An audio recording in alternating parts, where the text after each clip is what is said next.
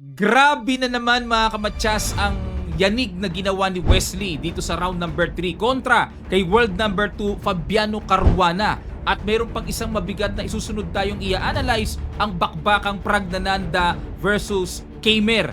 2 games po ang nagpayanig dito sa round number 3, yan ang gigisahin natin. Pero bago natin pasadahan, ay sagutan muna natin ang puzzle na hinatid sa atin kahapon ng Internet Chess Club application. Nakacheck po ang white dyan. Ayan o, kitang-kita.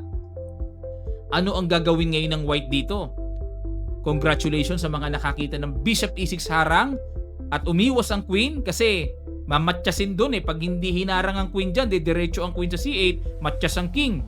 May check dito. Check. Ilag ang king, kain ng tore. Ayun. Sa pamamagitan po ng ganyang paraang mga teknik, lalamang ka ng pyesa. Di mo man mamate pero makakalamang ka naman ng pyesa. Panalo pa rin ang suma.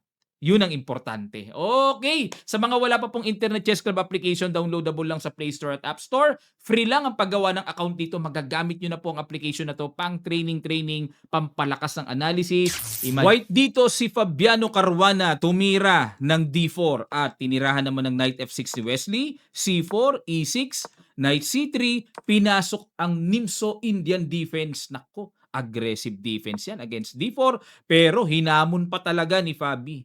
Tinutukan mo rin lang ang knight, sige nga, kakainin mo ba yan o aatras ka lang? May hamon Dito po kasi madalas nating nakikita yung Queen C2 variation, tapos yung E3, di ba? Yan ang common Pero in A3 pa talaga. At tinutuluyan talagang capturing yan Hindi yan parang sindak lang na aatras ka rin lang pala. Sayang lang ang oras at tempo pag gaganon, ano?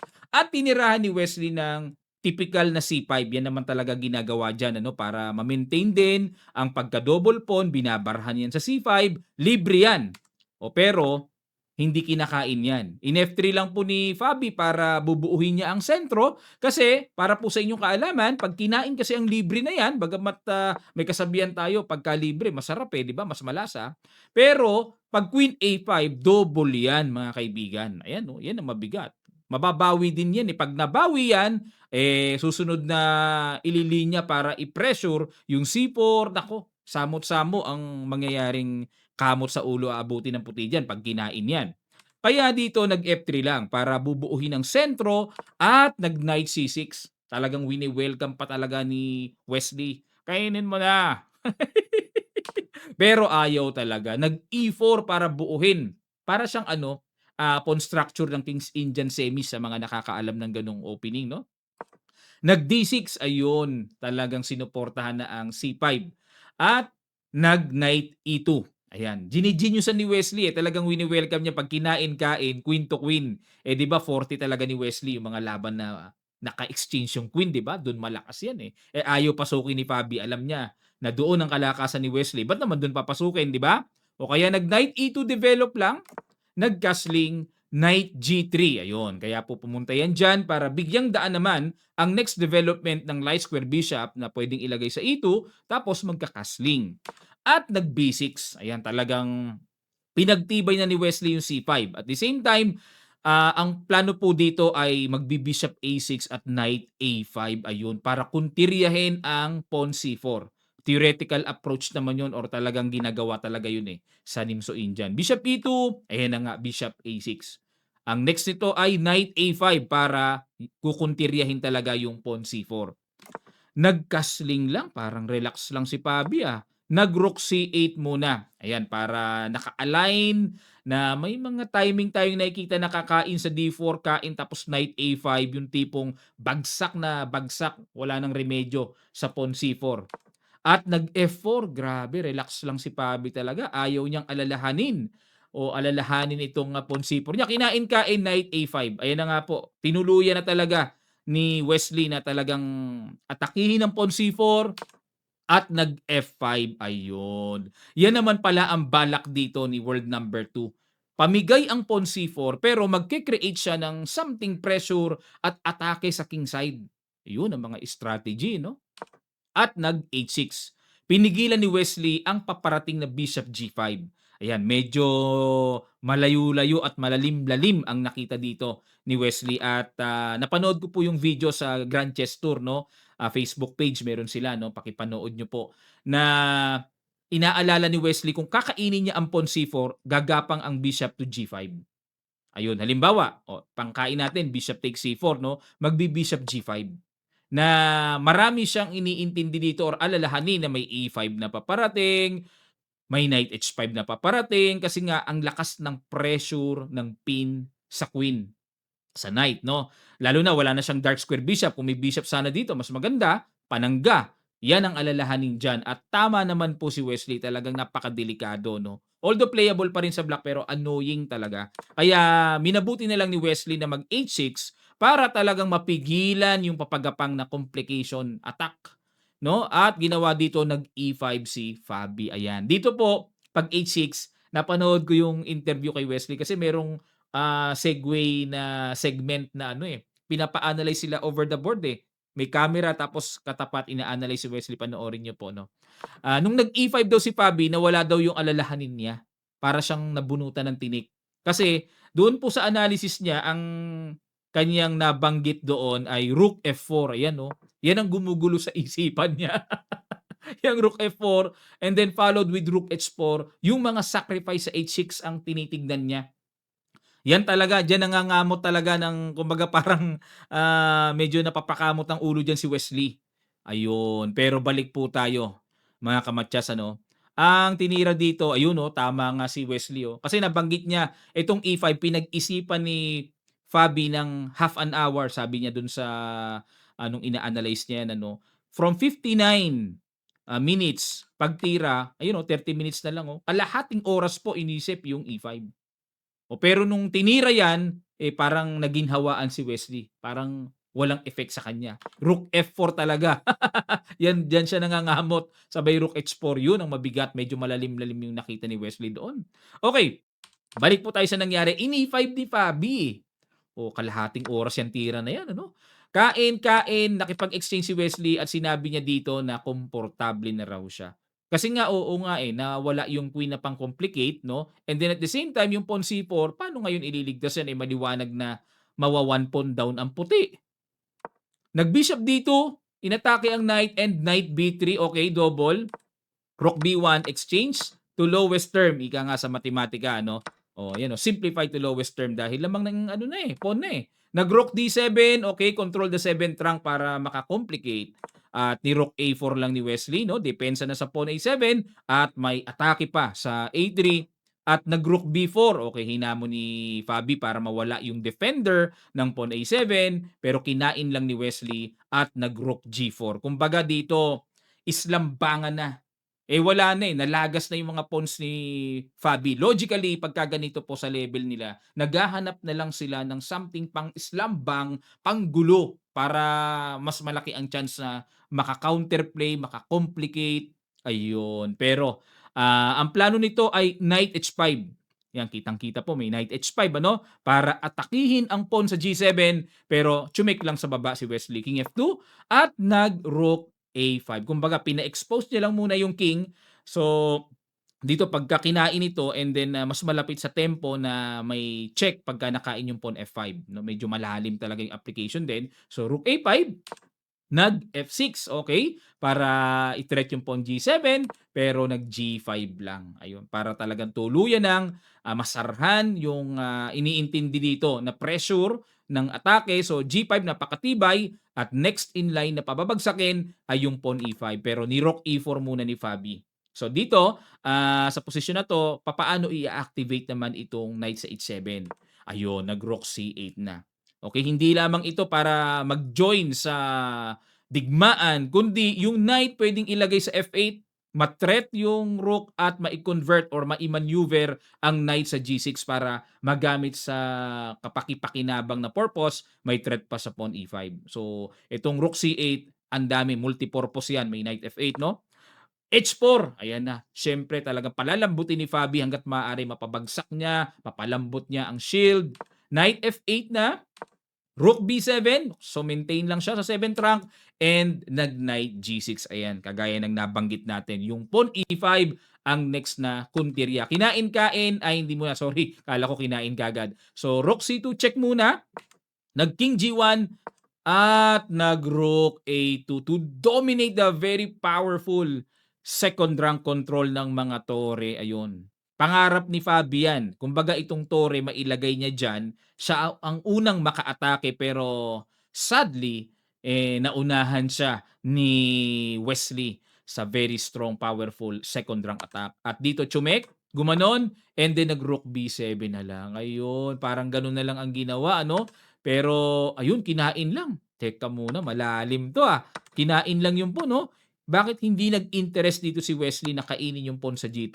O puwede rin pala, na kapag nag-king F1 saka kakain dito. Puwede rin pala yon yung sequence na yan. Kasi po, dito po kung maghahangad ang black na kainin ng kabayo, may rook takes F7, matatabla. Bakit po? Kasi pagka gumanito, king H8, may rook D4. Ayun 'no.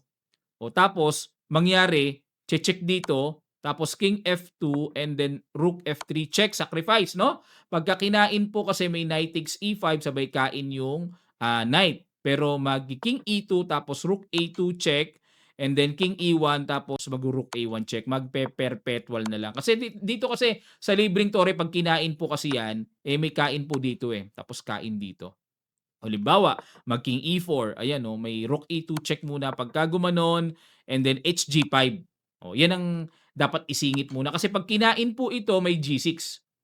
Ayan 'no. So tiningnan lang po natin yung isang linya na posibilidad kung maghahangad dito si Wesley kaagad na kainin ng knight or ma-excite, dapat i-consider natin yung binabalak ng kalaban.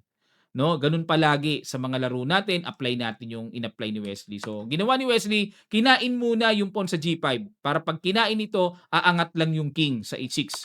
Kinain nga king H6, so yung threat naman sa pawn G2 hindi naman mawawala, nandiyan pa rin, wala pa namang remedyo, Knight F1. Okay? Kinain, okay, so walang check 'no, 'yun ang purpose ng knight F1, walang check sa H2, pero tumempo, rook F2, king G1 uli para depensahan at nag-knight to H4. At dito po ay tuluyan ng namaalam ang world number 2 na maalam sa board. Nag-resign na siya kay Wesley. Bakit nag-resign? Kasi po, ang talagang tira na lang dito, force ay kainin na lang yung knight, O kung hindi kakainin yan, halimbawa, tira lang tayo para at least makita lang. Rook F8 halimbawa, meron po kasing knight F3 check, king H1 kain yung knight. Matchas. Wala na Walang solusyon. Grabe 'no, minatchas niya ang world number 2. Matchas or totally losing na rin talaga si Fabi. Okay, congrats kay Wesley. Mukhang ibabalik niya talaga or magba-back to back champion siya dito sa torneyong ito. Grabe 'no, world number 2 tinalo niya. Ilang rating ang na-gain niya doon? Naku, mukhang babalik talaga sa mukhang tataas ang ranking ni Wesley ngayon, Okay, ito naman po ang humahabol sa kanya si Praggnanandhaa. Ito ang isa sa mainit talagang binabantayan dito si Praggnanandhaa. Napalaban sa Germany number 1 player. Pag-aralan natin. White dito si Vincent Kamer at black si Prag. Bago tayo magsimula mga kamatyas, palambing naman po, pahit naman ang subscribe button at ang bell para lagi po kayong mahatiran ng notification sa ating mga bagong videos. Okay, maraming salamat po. Tumira ng C4, English opening. At nag-E6 lang si Prag, isa po sa mga anti-English. Bubuwagin niya kagad, ayaw niyang pasukin ang proper English kasi pambuwag yan magdi-D5 kasi kagad yan Panira ng diskarte. G3, D5. O, yan na nga. And Bishop G2, Knight F6, Knight F3, Bishop E7, castling. At castling D4. Hindi na po English ito. Catalan na ang pinasukan. Okay? Pagka gusto ng black na iwasan ng English, ganyan ang gagawin O Catalan na ito. Knight BD7. Queen D3. Grabe. Yan ang gatma bipet malu. Kasi po, ang laging ginagawa dito, Queen C2. Yan ang common Knight BD2, B3, yan ang mga common lines. Pero itong Queen D3 na tipong pinang-suporta sa Pawn C4, bago ito. Nag-A5, okay, para space lang sa queen side. Knight C3, ayun. Yun po kasi purpose ng Queen D3. Pag nag-Knight C3, at least, pag kumain dito, kasi pag nag-Knight C3 kagad, kakain ng black sa C4 May ganun po, may ganung idea Tapos followed with Knight B6, talagang pahihirapan ang white na bawiin yung Pawn C4. Kaya yung Queen D3 kainin man anytime suportado na. Nag C6, okay, pang solid lang sa Pawn D5 at nag B3 para magbi-Bishop B2, develop B6. Yun, susundot si Prag sa A6 para to add pressure sa C4 pawn. Nag E4 na. Yan ang maganda diyan, oo. Yan ang isa sa purpose ng Queen D3 para maka-E4 break din, 'no, para mabilis na makapag-dominate ng center control. Nag-A4 lang si Prague, ano kaya ito? Pero kung titingnan natin sa computer engine, tumaas ang evaluation bar ng puti, 'no? Di ko alam kung home preparation pa ito ni Prague or kinapa niya over the board, mga kamatyas. Nag-A4 siya, oh. At nag-E5 muna. Okay, atake sa knight, umatras, nag-bishop E3. Ayan. Para po sa inyong kaalaman, bakit hindi magalaw-galaw ang libreng pawn na yan? Pag kinain kasi ng knight yan ay yun lang, grabe. Knight C7 daw ang tira dito, 'no, sabi ng computer. Pero sa aking nakikita, ito yung gusto kong tira sa black. Kasi hindi makakain ng pawn, hanging. Mahahanging yung knight, 'no, makukuha. Pag kinain naman ng reyna, may gano'n, tuhog. O kasi kung B5 kasi may kain pa dun, eh. O may threat pa doon, eh. Hindi puwede, 'di ba? Bishop A6 talaga, tuhog. O tapos kakain doon and then kain and kain, okey. So, pero lamang pa rin ng puti dito, 'no? Ayun, kaya pala 'no, kaya pala knight C7 ang pinapatira ng computer doon. Okey, gets na po, gets na. Oh, ngayon, hindi na pinansin niya kung kakainin naman po ito gano'n pa rin. Bishop A6 naman ang tira do'n or actually kain kaagad 'no, pagka nag-B6 A4. Kaya hindi puwedeng pansinin yung libreng pawn na 'yan. 'Wag, ignore lang. Bishop E3 lang, nag-develop lang si Kamer. Knight C7, talagang grabe pamigay yung pawn sa A4, oh. Nag-H4, ayun, gustong gumawa ni Kamer ng play sa king side, magna-knight G5 siya para ma-atake yung pawn H7. Bishop A6, samantalang busy naman si Prague sa kakatrabaho diyan sa queen side. Okay, para ma-pressure ang pawn C4. At nag-rook D1, okay, develop, 'no? Magkabukasan naman sa sentro, medyo malalim din po itong rook D1. Kinain na yung B3, kain at nag-B5. Talagang gustong puwersahin talaga ni Prague na magkaroon ng ganap pangyayari sa queen side. Kinain ng pawn D5 at nag-B4 talaga. Grabe, no? Talagang tinusok-tusok, oh. Nag-queen C2 lang. Yun ang mabigat dito. Pinapakain yung knight. Kasi may D6. Oo, kung kainin man ang knight, may D6 na habol. Kumbaga secure dito ni Kamer na bawi niya yung piyesang ibibigay niya. Kinain ng pawn D5. So hindi muna pinansin ni Prague kasi may D6 nga, eh. At nag-knight E2. Okay, time na para tumakbo. Rook E8. Para may knight F8 pa mamaya. Okay. Knight F4. Knight B5. Ayun, ispatan ni Prague na yung C3 square ay pwede niya magamit. Knight G5. Ayun na po. Ayan na. Atake. Knight F8. Yun ang purpose kung bakit nag-rook E8. Kumbaga natanaw ni Prague na may tendency na atakihin yung kanyang pawn H7. Ngayon kung kakainin naman yan, sayang ang dark square bishop, 'no, at hindi naman pwedeng pagkakainin yan, may knight takes D5 kung lulubos-lubosin. Imagine niyo po, queen takes, knight takes D5, 'no, maatake yung queen. Kaya ginawa na lang dito ni Prague is knight F8 para maproteksyonan yung threatening matchas ng puti.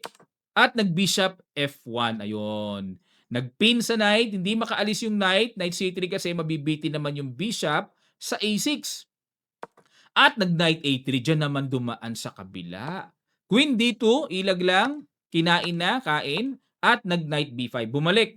Konteryado talagang kontrolin ni Prague ang C3 square. Knight E2, pangsalo para di makapasok ang kabayo. At nag-rook A3, ayun, atake sa pawn B3. At ini-invite niya talaga si Kamer na, sige, kainin mo. Yun nga lang, magkakaroon po ng strong pass pawn ang black. Nag-rook B1 na lang. Okay? Tiyaga munang depensa sa pawn B3, bagamat itong tore ay medyo passive move kasi pinang-depensa lang, eh. Nag-queen A8, ayun, no? Para may rook A2 paparating, madomina yung A file. Nag-rook C1, okay, para magkaroon na ng purpose ang isang tore. Rook A2 at sinangga. Kinain-kain. Rook C8, hamon. At nag-knight F3. Ayun, napa-atras na rin kasi wala nang purpose yung knight, eh. Ganun po yun, mga kamatyas, ano? Lagi tayong mapagmasid, observer tayo. Sino ba sa mga pyesa natin ang wala ng purpose or tapos na ang purpose? So lagyan natin, i-repurpose natin. Lagyan natin ng talagang panibagong purpose na mas kapaki-pakinabang. Yung knight wala na, eh. O kaya nag-knight F3, so makakatulong pa yan sa isang banda. At merong knight E1, knight D3, knight C5, mga ganung maneuvering ideas. At nag-knight D7, wala na rin purpose yung knight. Tingnan nyo, binuhay. 'di ba? So yun po 'no, lahat dapat harmonize ang mga piyesa natin, coordinated each other para magamit talaga sa kabuuang laban. Bishop G5, hinamon ang bishop, umatras at nag-bishop to D2. Ayun, additional control sa C3 square at the same time, syempre eyeing, no? Eyeing din, no? Kumbaga parang bantay lang din, no? Minamatyagan yung pawn sa B4 na sa isang banda ay baka bumagsak yan. Hinain, kain at nag-queen A6. Ano plano? May mga something pinaplano, no?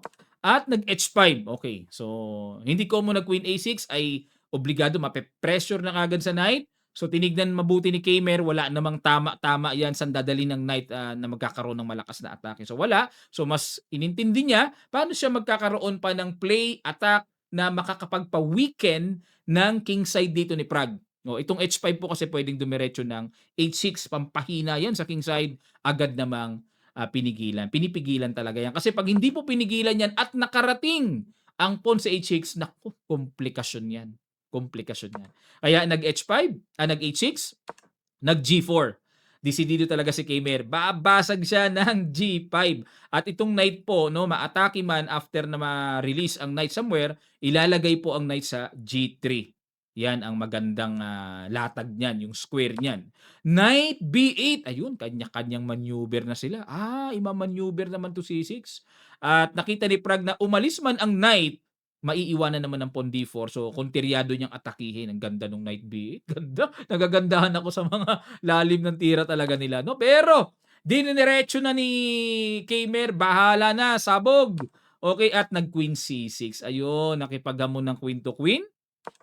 Queen D1, umayaw si Kamer. Naramdaman niya, nasa kanya ang bola ng atake. Pag nasa inyo po ang atake, huwag kayong makikipag-exchange. No? Maintain nyo ang mga pyesa para yung kalaban nyo nararamdaman ng kaba, ang pressure pag maraming pyesa. Lalo na under attack ang kalaban mo, mas maganda marami kang mga pyesa.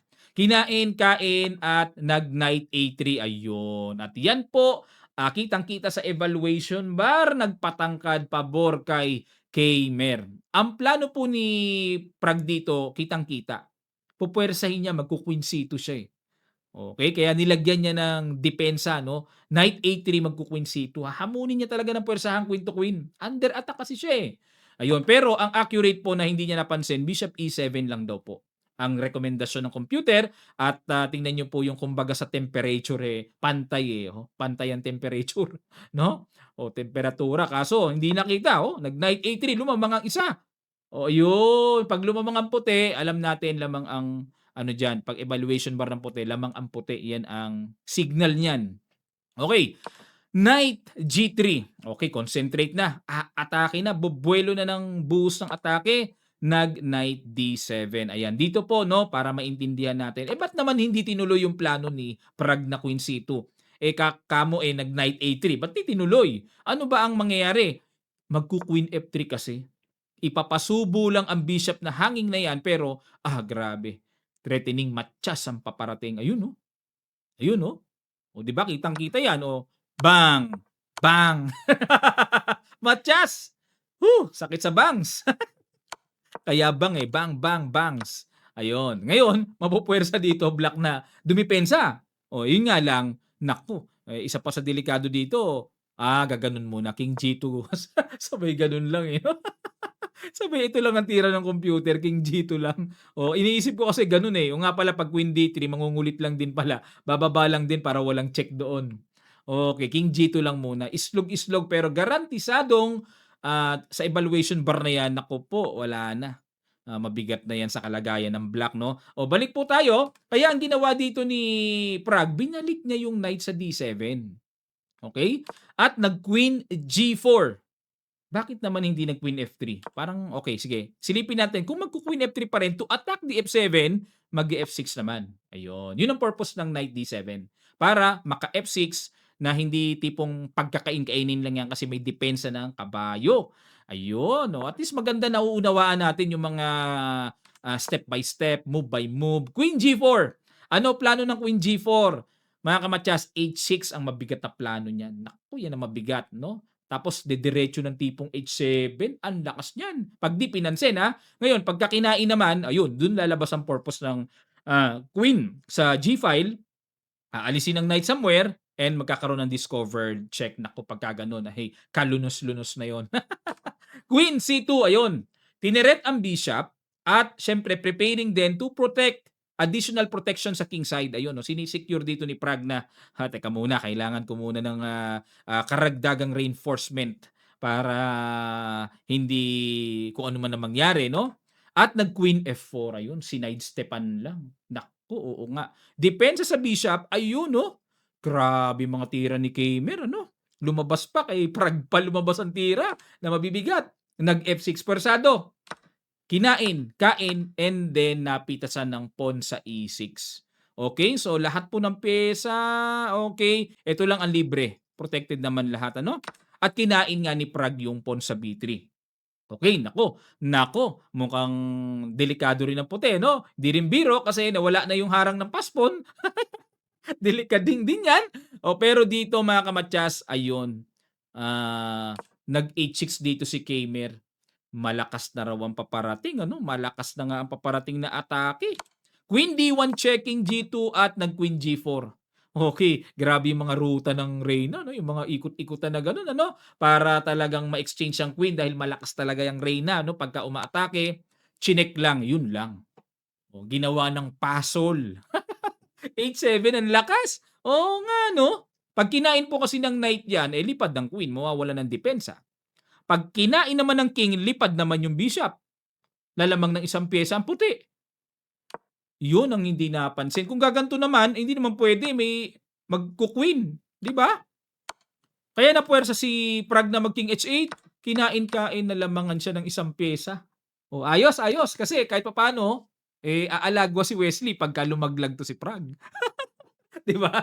Si Wesley ang inaabangan natin na makaalagwa, hindi makaalagwa gawa ng itong si Prague ay laging nakahabol, nakadikit lagi ng score, eh. Nag-B3, naku, dalawang hakbang na lang. Naku po, magku-queen na. Bishop C1. Okay, para pigil muna. Knight C4, pipilitin pa rin talaga ni Prague. Pero nag-Knight F5, nag-Knight F6. Ayan, teka muna, no? Teka muna po, no? Bakit hindi tinuloy ni Prague itong B2? Ito po mangyayari. Kakainin muna yan, obligado. Pag kinain, may Knight E7 at dito po ay paano pipigilan itong Knight G6? Mamamatik kambing yan. Obligado. Para hindi mamati kambing, let's say G5, check, makaka-queen naman. Talo na rin. Okay, talo na rin ang black dyan. Tindi. Napakatindi. Kaya ginawa dito nag-knight F6 muna. Para kung magna-knight dito, parang pwede pa rin knight E7, ano? Kasi knight F6, ang purpose po ni Prague is kakainin niya yung pawn sa H7, eh. Knight E7, pag kinain nyo, matikambing pa rin, Yun nga ang ginawa. Aray ko, may matikambing pa rin, oo. Kinain, matikambing. Nagpamati talaga pala. Hanip na matikambing si Prague, Hanip ang galing ni Kamer, ano? Lumabas yung tira kay Prague pa.